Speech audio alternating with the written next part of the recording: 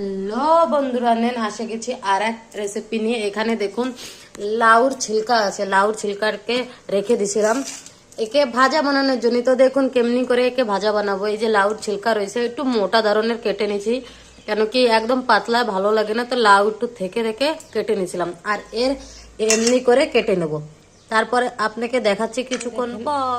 গ্যাসের উপর কড়াইটাকে বসিয়ে দিয়েছি, ফ্লেমটা ফুল রেখেছি আর তেল দিয়ে দিয়েছি গরম করার জন্য। এরপরে এখানে দেখুন আমি কেটে রেখেছিলাম সেই লাউ ছোলকা, এই দেখেন বারিক কেটে কেটে রাখছিলাম লাউ ছোলকা। তো এই যে দিয়ে দেবো কিছু মরিচ দিয়েছি, এই দেখেন কিছু মরিচ দিয়ে দিয়েছি।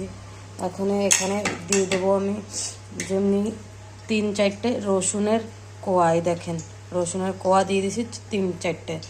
এরপরে তেলটা গরম হয়ে গেলে এখানে দিয়ে দেবো কিছু সরিষা। তো তেলটা গরম হোক, তারপর দেখাচ্ছি। জানি না আমি কিরম রেসিপি বানাই আর আপনাকে পছন্দ হয় কি না হয়, তাও আপনারা আমার ভিডিওটাকে লাইক, সাবস্ক্রাইব অ্যান্ড কমেন্ট করবেন। দেখবেন ধীরে ধীরে আমি সব পেরে যাব। তেলটা গরম হয়ে গেছে, এখনও দিয়ে দেবো কিছু সরিষা, এই দেখেন।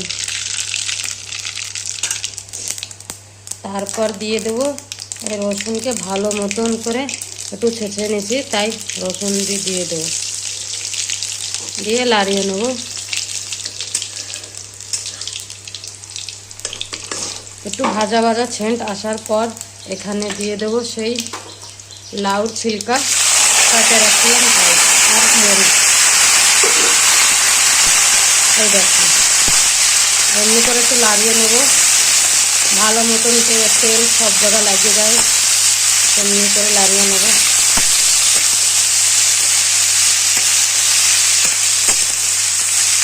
লাড়ার পর আমি একে ঢেকে দেবো কিছুক্ষণের জন্য, একটু সিদ্ধ হওয়ার জন্য।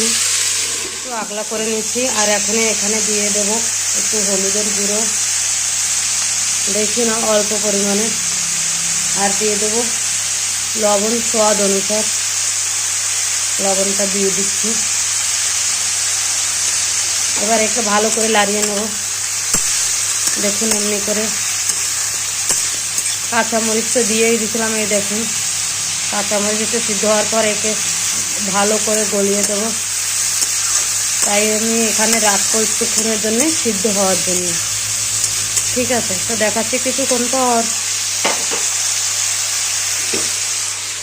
দেখুন বন্ধুরা হয়ে গেছে আমাকে লাউর ছোলকা ভাজা। আসুন আপনারা খেতে, দেখুন কি সুন্দর লাগে। আপনারা ভেজে খাইয়ে দেখবেন কোনো দিন, সুন্দর লাগে, অনেক সুন্দর লাগে।